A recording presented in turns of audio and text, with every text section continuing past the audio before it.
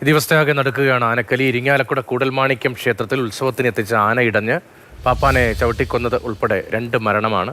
വാഴ്വാടി കാശിനാഥൻ എന്ന ആനയാണ് ഇടഞ്ഞത്. 2ാം പാപ്പാൻ ശ്രീകുട്ടനാണ് മരിച്ചത്. കഴിഞ്ഞ ദിവസം രാത്രി നടന്ന വിളക്കെഴുന്നള്ളിപ്പിനിടെ ഇതേ ആന ഇടഞ്ഞിരുന്നു. ആനയെ താൽക്കാലികമായി തളച്ച സ്ഥലത്ത് വെച്ചാണ് പാപ്പാന്മാരെ ആക്രമിച്ചത്. ആക്രമണം നടത്തിയ ആനയെ ക്ഷേത്ര പരിസരത്ത് നിന്ന് പിന്നീട് വളരെ പണിപ്പെട്ട് നീക്കുകയായിരുന്നു. ദിവസത്തേക്ക് വേണ്ടിയിട്ടാണ് അത് വന്നിരുന്നത്. അവരുടെ ബെത്തയും എല്ലാം കൊടുത്ത് നമ്മൾ സെറ്റിലാക്കിയിട്ടുള്ളതാണ്. അപ്പോൾ അവർ ഇന്ന് കാലത്ത് കൊണ്ടുപോകുന്ന പറഞ്ഞിരുന്ന ആനേനെ. പക്ഷേ കാലത്ത് അവർ ഇവിടെ കെട്ടിയിട്ട് അവർ ആനേനെ കുളിപ്പിച്ചൊക്കെ കഴിഞ്ഞ് അവിടെ കെട്ടി. അതിനടുത്ത് 1ാം പാപ്പൻ കിടന്നുറങ്ങുന്നുണ്ടായിരുന്നു. 2ാം പാപ്പൻ പുറത്തേക്ക് പോയിട്ട് തിരിച്ചു വന്നപ്പോൾ ആനയുടെ അടുത്തേക്ക് വന്നപ്പോൾ ആന 2ാം പാപ്പനെ പിടിക്കുകയും ചെയ്തത്. 2ാം പാപ്പനെ പിടിച്ച് ആന ചവിട്ടി കൂട്ടുകയും ഇന്നലെ രാത്രി എഴുന്നള്ളിപ്പിൻ്റെ ഇടയിൽ തെക്ക് വശത്ത് എത്തിയപ്പോൾ ഇതേ പറഞ്ഞ ഈ 2ാം പാപ്പാൻ ആനയുടെ സൈഡിൽ കൂടെ പോയപ്പോൾ ആന 2ാം പാപ്പാനെ ഒന്ന് തട്ടാൻ മീൻസ് ഒന്ന് കുത്താൻ ആഞ്ഞു. ആ വഴിക്ക് ആൾ വീണു. ഉടനെ ആനയെ ബന്ധോസാക്കി. അവിടെ തന്നെ നമ്മൾ ഗ്രൗണ്ടിൽ മുഴുവൻ നമ്മൾ റിങ്ങുകൾ ഇട്ടിട്ടുണ്ട്. ഏത് ആന കുഴപ്പം വന്നാലും അപ്പോൾ തന്നെ കെട്ടുന്നതിന് വേണ്ടി റിങ് ഇട്ടിട്ടുണ്ടായിരുന്നു. ആ റിങ്ങിൽ തന്നെ കൊളുത്തി അത് കഴിഞ്ഞ് മറ്റേ ആനകൾ എഴുന്നള്ളിപ്പുമായി മുന്നോട്ട് പോയി ഈ ആനയെ തിരിച്ചുകൊണ്ടായിരുന്നു. അതോടുകൂടിയാണ് നമ്മൾ ഈ ആനയെ ഒഴിവാക്കിയിട്ടുള്ളത്.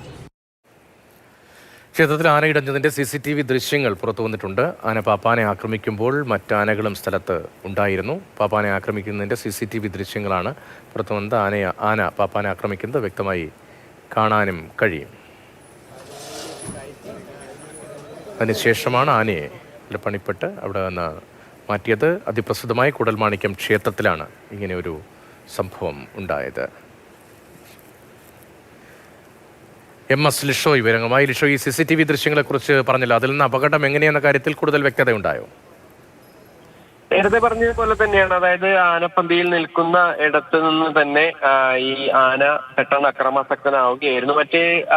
മറ്റിടങ്ങളിലൊക്കെ തന്നെ ആന ഇടയുന്നത് പോലെ ആന ഇടഞ്ഞു ഓടുകയോ കൂടുതൽ അക്രമാസക്തനാവുകയോ ഒന്നും തന്നെ ചെയ്തിട്ടില്ല. മാത്രമല്ല ആന നേരെ ഈ പാപ്പാനെ ചവിട്ടിയ ഉടനെ തന്നെ മറ്റ് പാപ്പാന്മാരും മറ്റ് ആന അവിടെ ഉണ്ടായിരുന്ന മറ്റ് എല്ലാവരും തന്നെ അവിടേക്ക് എത്തുകയും ഇത്തരത്തിൽ ആനയെ വരുതിയിലാക്കാനുള്ള ശ്രമം നടത്തുകയും ചെയ്തു.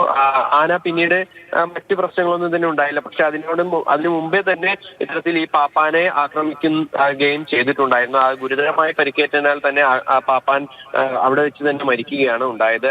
ആ ദൃശ്യങ്ങളിൽ നിന്ന് തന്നെ വ്യക്തമാണ്. അതായത് മറ്റ് ആനകളും ഒക്കെ തന്നെ അതേ സ്ഥലത്ത് തന്നെ അതിന്റെ പരിസരത്ത് തന്നെ ഉണ്ടായിരുന്നു. നമുക്കറിയാം, ഒരു ആന ഇടയുകയാണെങ്കിൽ, ഒരു സ്ഥലത്ത് ഇടയുകയാണെങ്കിൽ മറ്റ് ആനകളൊക്കെ തന്നെ ആ പരിസരത്തുണ്ടെങ്കിൽ അതൊക്കെ തന്നെ വലിയ ഒരു പ്രശ്നമാകാറുണ്ട്.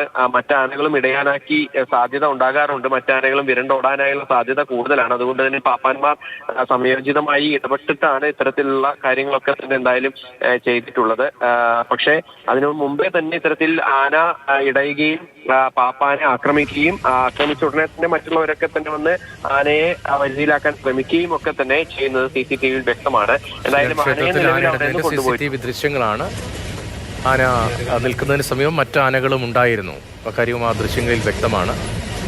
ലിഷോ, ഈ ആന നേരത്തെയും അക്രമകാരി ആയിട്ടുണ്ടോ? ഇങ്ങനെ സമാനമായ സംഭവങ്ങൾ ഉണ്ടായിട്ടുണ്ടോ? അതോ ഇതാദ്യമാണോ ഇങ്ങനെ? അതായത് വനംവകുപ്പ് ഉദ്യോഗസ്ഥർ പറയുന്നത് ആനയുടെ നീരുകാലമാകാറായിട്ടുണ്ട്. അങ്ങനെ മദപ്പാട് ആകുന്ന ഒരു സമയം ഈ മാസം അവസാനത്തോടു കൂടി ആകുന്നു എന്നുള്ളതാണ് വനംവകുപ്പ് ഉദ്യോഗസ്ഥരിൽ നിന്ന് നമുക്ക് വ്യക്തമായത്. അപ്പോൾ അതുകൊണ്ട് തന്നെ ആ സമയത്തിന് ഒരുപക്ഷെ മാറ്റങ്ങൾ ചില ആനകൾക്കൊക്കെ തന്നെ ഉണ്ടാകാം. അങ്ങനെ എന്തെങ്കിലും ഉണ്ടായതാണോ എന്നുള്ള ഒരു സംശയമാണ് പറയുന്നത്. കഴിഞ്ഞ ദിവസങ്ങളിലൊക്കെ തന്നെ വനംവകുപ്പിന്റെ ഉൾപ്പെടെ വെറ്റിനറി ഡോക്ടർമാരടങ്ങുന്ന സംഘം അവിടേക്ക് എത്തുകയും ഈ ആനയെ പരിശോധിക്കുകയും ഒക്കെ തന്നെ ചെയ്തതാണ്. അപ്പോഴൊന്നും മറ്റ് പ്രശ്നങ്ങളൊന്നും തന്നെ പറഞ്ഞു നൽകുകയും ചെയ്തിട്ടുണ്ടായിരുന്നു. പക്ഷേ ഈ 2ാം പാപ്പാനുമായി ഉള്ള 2ാം പാപ്പാനെ ഇന്നലെ രാത്രിയും ആക്രമിച്ചിരുന്നു എന്നുള്ളതാണ് ദേവസ്വം ഭാരവാഹികൾ പറയുന്നത്. അതായത് ഇന്നലെയും ഇന്നും ഈ പാപ്പാനെ ആക്രമിക്കുകയാണ് ഉണ്ടായത്. ഇന്ന് നടന്ന ആക്രമണത്തിലാണ് ഇദ്ദേഹത്തിന് മരണം സംഭവിച്ചിരിക്കുന്നത്. ശ്രീകുട്ടൻ എന്ന് പറയുന്ന 25 വയസ്സുകാരൻ. ശരി, 2ാം പാപ്പാൻ 25 വയസ്സുകാരൻ ശ്രീകുട്ടനാണ് ജീവൻ നഷ്ടമായത്. കൂടൽമാണിക്യം ക്ഷേത്ര പരിസരത്തെ MS ലിഷോയാണ് ആ വിവരങ്ങൾ നൽകിയത്.